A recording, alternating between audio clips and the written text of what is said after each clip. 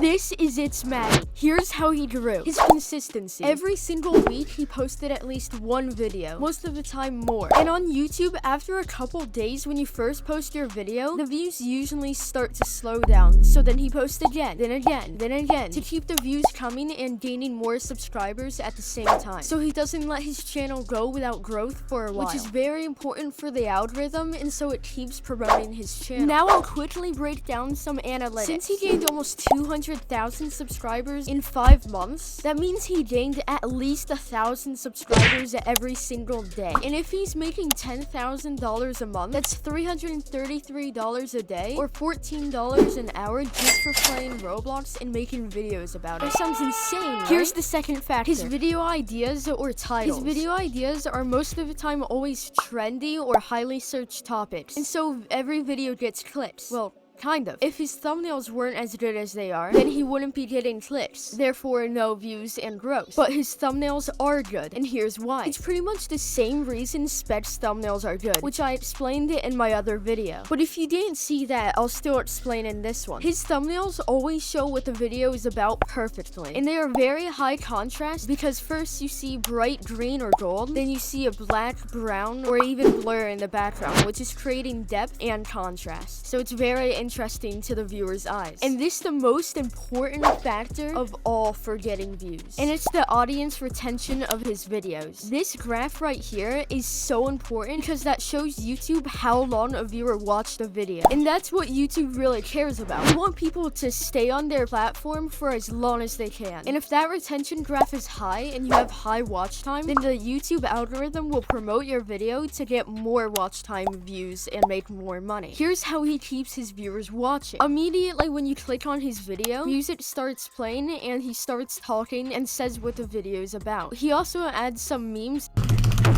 and sound effects there, and when he's done telling you what the video is about, the gameplay starts. If the intro was any longer, people would just click off in the first 20 to 30 seconds, and that's why the first 30 seconds of a video should hook the viewer and be very entertaining, and that's what Matty does. When the gameplay starts, he just commentates about the new things in the game or other interesting things. His use of sound effects are very important, because whenever there's a dull moment in their video, he just adds a meme or a sound effect, and then it makes the viewer more interested, or he just cuts that part out of the video. His use of subtitles are also just like his use of memes and sound effects. He uses them every now and again to make the viewer an active viewer instead of passive. Another very important way he keeps his videos entertaining is the way he creates a story like gameplay and commentary. What I mean is his whole video isn't just about one thing. He also introduces other subjects to talk about, therefore making the viewer more interested. Now his descriptions. His descriptions aren't too special compared to other YouTubers' descriptions, but he just repeats the title in different wording at the top of his description, so it gives YouTube more metadata to show it to the right audience. And he adds some hashtags like Roblox Bed Wars or Roblox just to give it more metadata. And then his tags are pretty much the same thing, just gives YouTube a lot more metadata than that. He usually does It's Matty, Matty, Matty Roblox, Roblox, Roblox Bed Wars, stuff like that to show it to the right audience, and when you search up those topics or titles, his videos will show up. Now you know how It's Matty grew, so check out this video to see how Spec grew.